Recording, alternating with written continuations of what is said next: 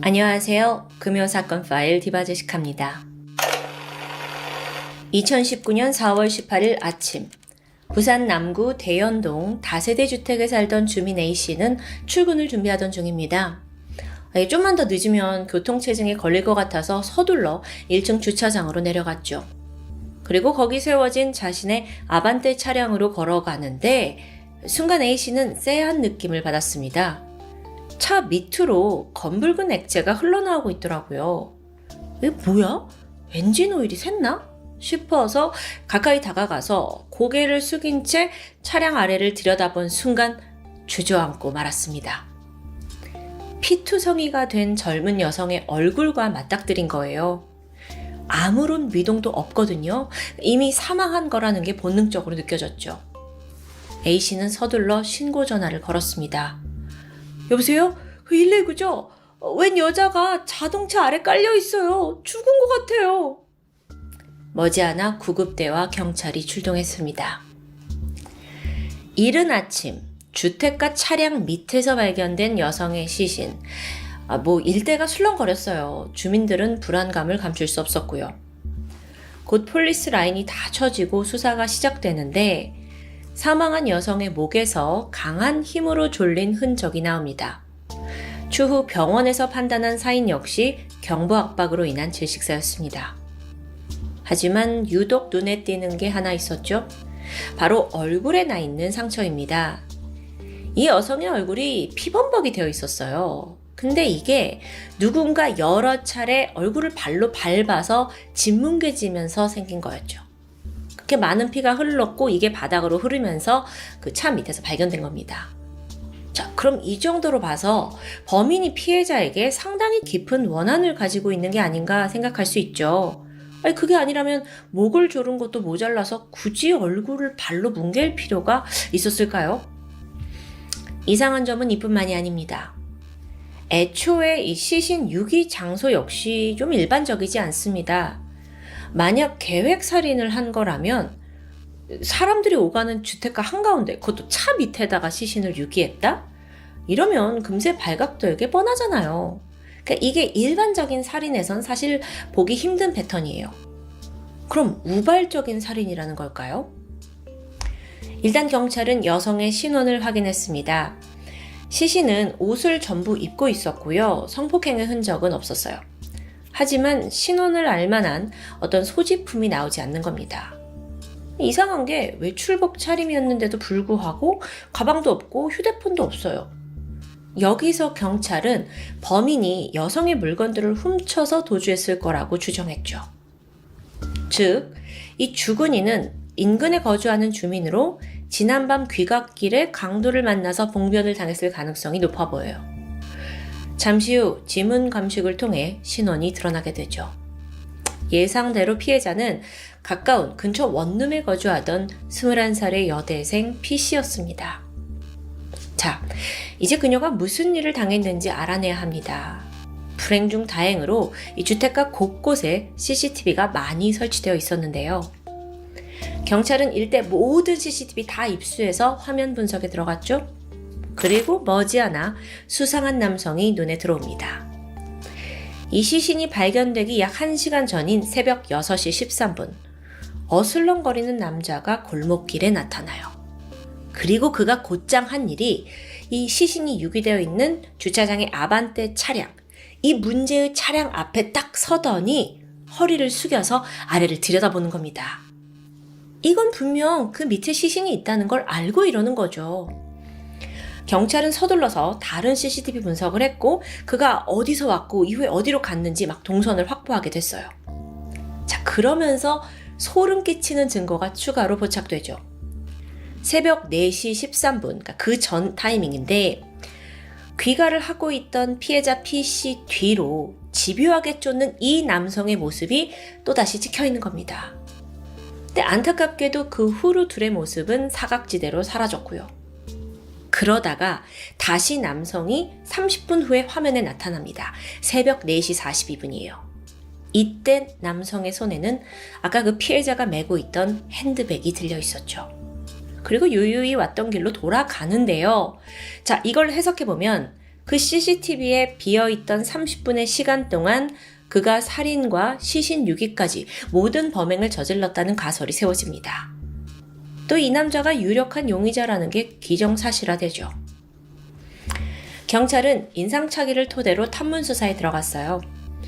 일단 앞서 저희가 면식범의 가능성이 있다 이렇게 의심을 했었잖아요. 워낙 잔혹하게 살인을 해놔서. 그래서 숨진 P씨 주변을 조사하기도 했는데 사실 이렇다 할 소득은 없었어요. P씨에게 사귀던 남자친구는 없습니다. 그러니까 사망 당일에 아르바이트하고 늦은 시간 귀가하던 중이었는데 일상은 항상 규칙적이었다고 해요. 주로 학교와 집, 아르바이트만 오갔고요. 나이가 어려서 누구에게 원한을 살 만한 일도 저지른 적이 없고 금품관계도 깨끗합니다. 그래서 면식범의 가능성이 좀 낮아 보였어요.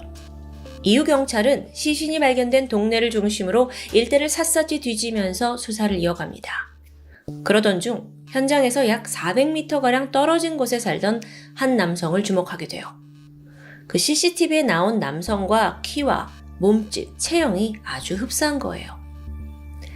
그는 당시 25살의 이씨. 경찰이 우선 그를 찾아갔죠. 잠시 물어볼 게 있어서 왔습니다. 하고 갔는데 이런 갑작스러운 경찰의 등장에 이씨가 좀 당황한 듯 합니다. 그러다가 이내 자기는 사건과 관련이 없다, 무관하다, 말도 안 된다 라는 주장이에요. 당시 그는 아내와 함께 살고 있는 평범한 남성으로 보였는데요. 자, 그럼 당신은 지난밤 뭘 했습니까? 라고 경찰이 물었죠. 전날 밤 이 씨는 동료들과 회식을 마치고 3시 30분쯤 집으로 돌아왔다고 말합니다. 그 이후에 외출을 한 적 없고 내내 잠을 잤대요. 그 점에 대해서는 같이 있던 아내 역시 사실임을 증명해 주었고요. 근데 사실상 가족들의 증언은 큰 도움이 되지 못할 때가 있죠. 용의자 편을 들어줘서 알리바이 조작에 동참할 수 있으니까요. 그래서 이 다음으로 경찰은 이 씨의 휴대폰 기록을 살펴봅니다. 그 결과 17일 밤 9시부터 18일 자정까지 동료들과 술을 마시고 회식했다라는 사실은 확인됐어요. 그리고 이후엔 노래방으로 옮겨서 이 차를 즐겼더라고요. 그런데 여기서 문제는 귀가 시간입니다. 분명 앞서 그는 3시 30분에 집에 귀가했다라고 말했어요. 아내도 그렇다고 말했고요. 하지만 그와 함께 있던 노래방에 있던 동료가 전혀 다른 진술을 하는 거예요. 동료가 말하길 새벽 3시 30분쯤이면 자기가 분명 이 씨를 집 앞까지 바래다 준 시간이래요. 근데 이때 이 씨가 돌발 행동을 했다는 거죠.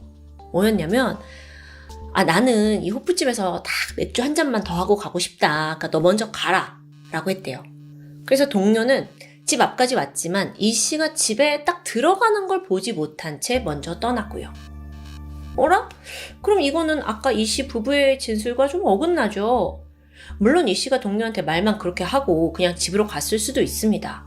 근데 그게 아니라면요? 게다가 이 씨의 휴대폰 속에 또 이상한 흔적이 있어요. 휴대폰 공장 초기화, 이 방법을 수차례 검색했다는 기록이 나온 겁니다. 아니 왜 굳이 그걸 검색하지? 이 씨의 거짓말은 또 있습니다. 집에 귀가해서 내내 잠을 잤다는 주장과 달리 새벽 5시쯤 자기 차를 끌고 외출한 사실이 드러나요. 그리고 집을 나간 이후부터 아침 8시까지 아내와 무려 20번이나 통화를 했고요. 아니 그럼 아내도 남편이 밖에 있었다는 걸 아는 거 아니에요. 이건 결코 일반적이지 않은 패턴이죠. 경찰이 왜 이렇게 거짓말을 하냐 그랬더니 아내는 네 맞습니다. 사실 남편이 나갔다 왔습니다. 라고 수긍을 하게 돼요. 한편 경찰은 이 씨의 개인 상황에 대해서 집중적으로 수사합니다. 그는 현재 재혼을 한 상태였는데 전처에게 양육비를 붙여줘야 돼서 항상 돈이 부족했대요.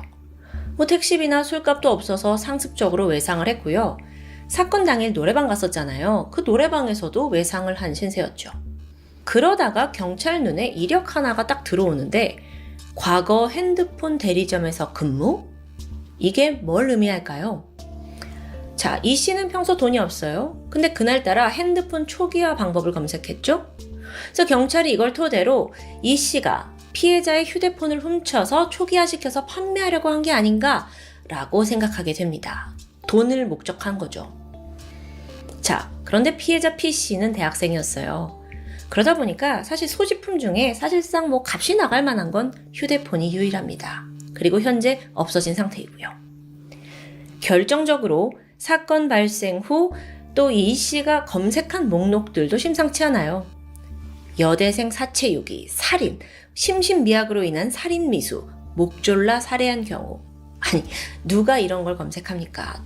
이거 너무 의심스럽죠.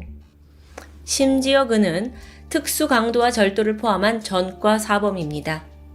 지난 2015년 강제추행 혐의로 징역 1년형을 선고받기도 했고요. 지금 여러 정황의 검색 기록의 전과까지 모든 게 그를 범인으로 가리키고 있었죠. 사건 발생 이틀 뒤인 4월 19일, 이 씨는 숨진 여대생 P씨를 살해한 혐의로 긴급 체포됐습니다. 태연하게 범행을 부인하던 그는 마침내 자포자기했는지 범죄 사실을 인정해요. 하지만 생활고에 시달려서 강도짓을 했을 뿐이지 이 살인에 대해서는 술을 마셔서 기억나지 않는다라는 주장인데요.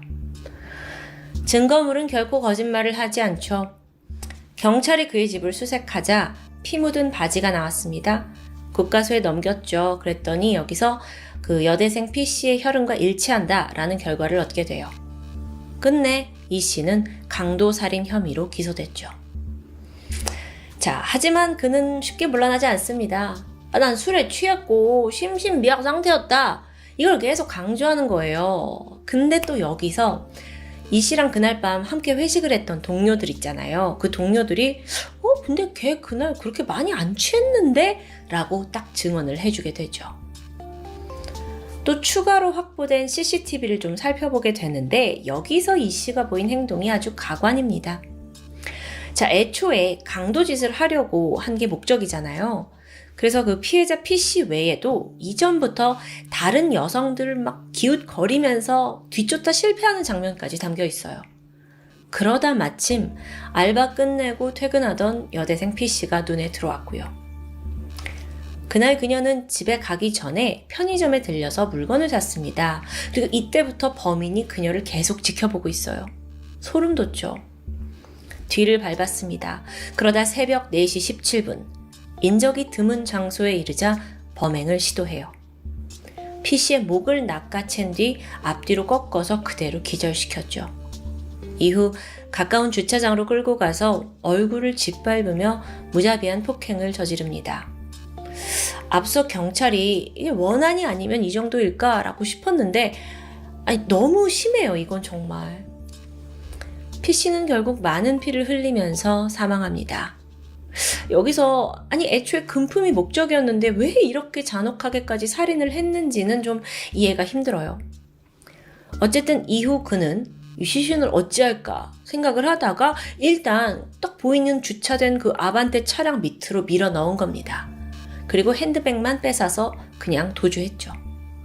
몇 시간 후 날이 밝고 아침이 되면 모든 게 드러날 거라는 걸 정말 몰랐던 걸까요? 아니면 그렇게 생각이 짧은 걸까요?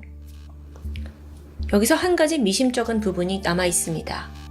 이 씨의 아내요. 아내는 남편의 알리바이를 거짓으로 증언했고 또 사건 당일 무려 20번이나 통화를 하기도 했어요. 이건 무슨 내용이었을까요? 혹시 이 사건의 공범? 알고 보니 이것 또한 남편 이 씨의 어설픈 작전이었어요. 새벽 5시에 갑자기 집 밖을 나갔잖아요. 근데 이때는 이미 살인이 벌어진 후였죠. 그러다가 아내한테 다시 전화를 걸어서 여보, 내가 뺑소니로 사람을 친 것 같아. 죽었으면 어떡하지? 그러면서 이걸 수습해야 하니 아내에게 돈 20만 원을 보내달라고 하는데요. 그래서 아내는 사실 남편이 강도살인 한 줄 모르고 뺑소니 한 줄 알고 덮어주려고 했던 거죠. 근데 이 와중에 20만 원은 또 왜 타갑니까? 범인 이 씨가 아내에게까지 굳이 왜 이런 거짓말을 했는지는 정확히 밝혀지지 않았습니다.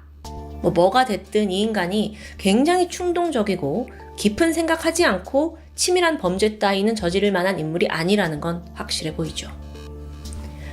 재판이 시작됩니다. 그는 1심에서 무기징역을 받아요. 하지만 형이 너무 과중한 게 아니냐라고 이 씨가 항소했죠. 그리고 뒤에 반전이 일어납니다. 항소심 재판부가 이 씨 손을 들어준 거예요. 그러니까 이 씨가 현재 반성을 하고 있고 또 피해자의 유가족과 원만히 합의를 했다라는 이유로 징역 25년형이 선고됩니다. 여기서 유가족과의 합의라는 부분이 나왔는데요. 사실 피해자 P씨는 가정 형편이 굉장히 어려운 가정에서 자랐다고 해요. 그럼에도 대학생활 성실하게 하고 또 과대표까지 맡았죠. 새벽에는 알바하면서 스스로 생활비 벌었고요. 그런데 딸이 이렇게 안타까운 죽음을 맞이하고 나자 P씨의 친부가 나타났습니다. 그 역시 기초생활수급자로 형편이 마땅치 않았어요. 그래서 친부는 결국 딸을 죽인 살인범에게 합의금을 받기로 하면서 이 씨의 감형이 결정된 거죠. 그렇게 최종적으로 징역 25년형을 받은 범인 임 씨. 이건 가석방의 가능성을 의미하고 그렇다면 이 씨는 언제든 다시 사회로 돌아와서 우리의 이웃이 될 수 있다는 뜻입니다. 이 사건이 발생한 부산 대연동, 이 주변에는 대학가가 형성되어 있어서 1인 가구 비율이 상당히 높은 편이라고 합니다. 근데 심지어 그 사건으로부터 2년이 지난 2021년에도요. 피해자 집에서 불과 2분 거리 원룸에서 20대 여성이 성폭행을 당하는 사건이 발생했죠. 가해자가 40대 남성인데 막 무작위로 원룸에 침입을 해서 일면식도 없는 여성을 강간한 겁니다. 부산시는 대학생 피살 사건 이후 이 지역이 치안이 좋지 않다라는 문제를 분명 인지하고 있었어요. 그래서 우리가 CCTV를 추가로 설치할 거다라는 방안도 발표했죠? 근데 이게 말뿐이야. 용역하고 발주가 늦어진다 하면서 2년이 지날 때까지 아무것도 변한 거 없었고요. 그렇게 또 추가 피해자를 낳고 말았죠. 오늘 사건은 10년 전, 20년 전에 벌어진 사건이 아닙니다. 불과 3, 4년 전? 어쩌면 지금 이 순간에도 혼자 살고 있는 선량한 시민들을 위협하고 있는 바로 지금 이 순간 발생한 사건이에요. 얼마나 더 많은 피해자가 나와야만 범죄를 걱정하지 않는 안전한 울타리 속에서 살 수 있는 걸까요? 금요사건 파일 디바제시카였습니다.